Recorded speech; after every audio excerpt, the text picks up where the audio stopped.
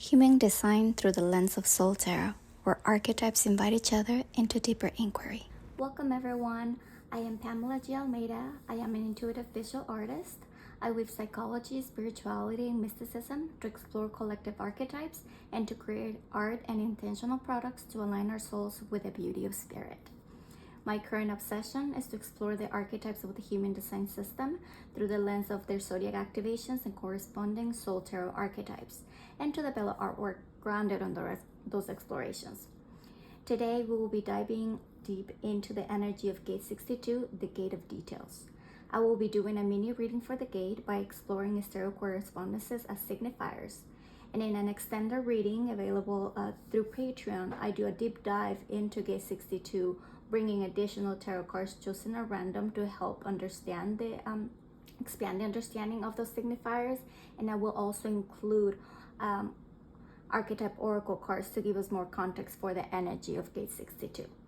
But all in all, I will go as deep as I can within this first zodiac signifiers. At the time of this recording, the sun is transited through this gate. However, this reading for the Gate 62 is timeless, as other planets transit through this gate at different times of the year. Thank you for being here. Let's get started. Gate 62, the Gate of Details, is located in the throat center. It has this energy for articulating ideas in an organized, logical manner, and it selects and organizes details to better understand and explain complex concepts or situations. When it addresses complicated situations with clear and appropriate and well-organized details, it can increase our understanding of the world. One of the things that is essential for this gate, and as we will explore with all of the other tarot cards and throughout the reading, is that this gate has an essential connection to language because it is connected to the throat, but also in terms of how we use that language, first by connecting to ourselves. And even though it's a logical gate, because of the logic circuit, it is very its intention is to connect to the heart, so that really the language that brings forward is the language of creation. And because it really has the capacity of expanding, like the meaning and purpose of creation, the purpose of life, and to the simplest details to like a more expanded way.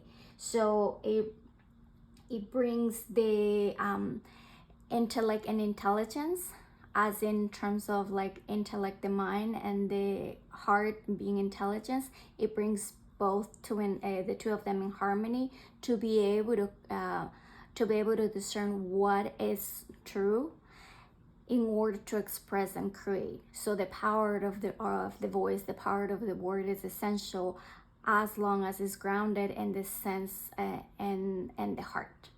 So we look at the zodiac activations of Gate 62 to determine the tarot correspondences. This is a reminder that these are not meant to be literal tarot human design correspondences, but they're rather archetypes inviting each other into deeper inquiry. So as mentioned earlier, Gate 62 is being activated through the sign of Cancer, and in tarot, Cancer rules the Chariot. Cancer is ruled by the moon, and in tarot, that rules the High Priestess. Cancer, it has the element of cardinal water, and that corresponds to the Queen of Cups. And because of the activation, like of the time in which the specific gate is activated through the sign of Cancer, it also moves in a little bit in terms of the core cards of the tarot into a little bit of the energy of the Knight of Wands, which I will expand as I explore the different archetypes. And in terms of the minor arcana, this specific degree in which Gate 62 is activated in corresponds to the Four of Cups. So let's take a second to take it all in. So one of the things that I made initially when I was exploring this Gate 62 through through the zodiac activations in the tarot. It was really interesting because it's a gate that is in the throat, and the throat is very much about communication. And because this is part of the logic circuit, I wasn't quite sure how it applied, how this Cancer energy applied, until I started diving deeper into the literature of like a lot of other teachers, the original human design creator, of course, but then also into like teachers that have expanded this sort of knowledge of the archetypes. And then in my own understanding and meditation of how this energy carries that Cancer element. So Chariot is meant, and some of my other videos I explore this too, the Chariot energy is meant to move us forward. So we think about the throat again, how it's meant to create, but it really is done in a way, kind of like we connected to the Chariot, this sense of creation and manifestation and communication that creates the world through our language and through our word is also here. But what is essential is kind of like assessing, the sense of assessing our a sense of what gets to come with us to this next step of the journey. We also need to do that with gate 62, because there has to be this fine-tuning in terms of all the details that are available to determine what is in alignment with truth. One of the things that is essential to remember is that not all facts are true, meaning that there can be many facts that can be put together to prove an opinion, to prove a point, but that doesn't necessarily mean that it's true. So it really is like the biggest truth, with, if you will, with capital T, is this sense of connection to the divine. So if a truth is serving, even when it's the logical way in which we organize life, if it is in connection to a truth that is serving, that expands our life, then it can be in alignment. But if it is something that is short-sighted, or that in a way is just it can be limiting, then probably it's not the best pattern, the best idea, or the best detail that we have found. So which is why it's so important, I feel like, with High Priestess and the Queen of Cups, how these energies with the High Priestess is about fine-tuning. The way that I look at it, and because I have this energy, and it's a little bit like this fine-tuning, like this radio station of figuring out what frequency we delve into, and to figure out which is the correct harmony, what is in harmony, and also what is the correct station, if you will, that we're listening to, that we're tuning into, especially because, you know, the High Priestess has this knowledge of the hidden realms. She's able to explore what's behind the veil. So she has a lot of connection to our intuition and to what is really much deeper, and almost like listening this silence, something that you can listen in the silence, that really brings all of the information that you need forward. And same thing with the Queen of Cups, is this fine-tuning of our emotions. So it's kind of like using that deep listening here to ourselves, our intuition, so that then we can fine-tune our emotions, which, you know, very related to Cancer and to the water element, how we can fine-tune those emotions to be able to help have the emotional intelligence and capacity to determine that what we're organizing is really serving to us and to the collective. Because since this is a collective gate, whatever we do or create is gonna, or say, it's gonna have an impact to the rest of the world. With the Son of Wands, or the Knight of Wands, here, there's this energy sometimes can be kind of like an in and out energy sometimes, in its highest expression. You know, it has a sense of adventure, of like a forward movement, that is a brave and impulsive action that gets expressed forward. So, you know, that little bit of element of fire, I do think it's important here, again, because ultimately we are wanting to push our language forward. Words and the patterns that we create, we're really intending to bring it out into the world. So that is essential. However, this energy can also be very mature and kind of wishy-washy when it goes in and out, not really committing fully to what's again, to what is true for itself, when it's not really in alignment. When it's in alignment, it can have that, it can use that curiosity, the sense of exploration and adventure to carry it forward, kind of like, you know, going in the energy of the chariot. We see how it takes it forward.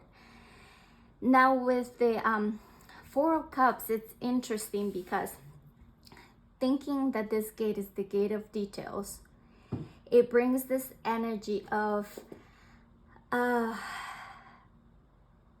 with the Four of Cups, there's a little bit of this energy of two things. Either they haven't had ingested too much to the point that it creates this this sense of overwhelm, or a little bit of an stagnancy because we're overwhelmed, or some people consider it boredom, or like how would you say it, kind of like disappointment, I think. But it really does come from this place of having been in this overstimulation. You know, the Four of Cups comes after the Three of Cups, so this overflow of this abundance, or this overflow of these offerings, if we connect it to 62, is like this overflow of all these details that are present, that sometimes if we get lost in these details, we become obsessive. This is how it actually connects to the to the Knight of Wands too, because when the energy to organize details and organize patterns becomes too obsessive, they can actually create a hindrance, and either like this repression of our energy, because ultimately what this is trying to do is liberate life force, liberate our creative life force. And it can really do that if it is sort of caught up in this obsessive behavior of all the little details, you know, like this we would look at it in terms of like the mouse and the rat, is there's a beauty in all the details that get taken care of, you know, and all this sense of patience and how they nab in things, and they go at it in repetitive motions. But then if they just get too obsessed with that, they might not see what else is around and what else is available. Let's see what else with this. Like I mentioned earlier, this gate is about having this sense of integration of mind and heart. You know, it's really looking at how we are wanting to expand our mindset. So even though this is this emotional energy, and actually understanding that because this is an emotional energy, even though it's located in the throat, and it has this logic aspect to it, it's really about having our mind serve our heart. You know, allowing our heart to be able to really be the leader, the one that leads the mind. So the heart being service of the mind, so that then we can express and create forward. So again, this deeper sense of alignment that comes when we really are wanting to embody life. So it's not so that we don't engage with life just in a very logical, detached way, but actually that we see the facts, see the details of life, see the patterns, and see how things work. But then we'll also embody it with the magic that is available in the in life in general. And I think that is also, you know, the part of the Queen of Cups. I see that as like with the emotional depth, we are able to see like the magic that is all around. Thank you for joining me in the exploration of Gate 62 through its tarot correspondences. I hope that you were able to learn something new about this archetype, and that it sparked your curiosity to explore this energy and see how it shows up in your life, whether you have it defined in your chart or not. Remember that we all, because of the transits, we all experience this energy to a certain degree. Also, you can access the in-depth reading for Gate 62 and others through my Patreon membership.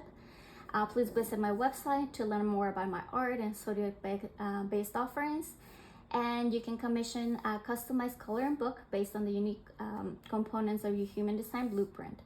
I offer soul purpose readings to explore the unique story of your life purpose through the lens of human design, psychic mediumship, and soul tarot. That's it for now. Thank you for being here, and I'll see you in the next one. Bye-bye.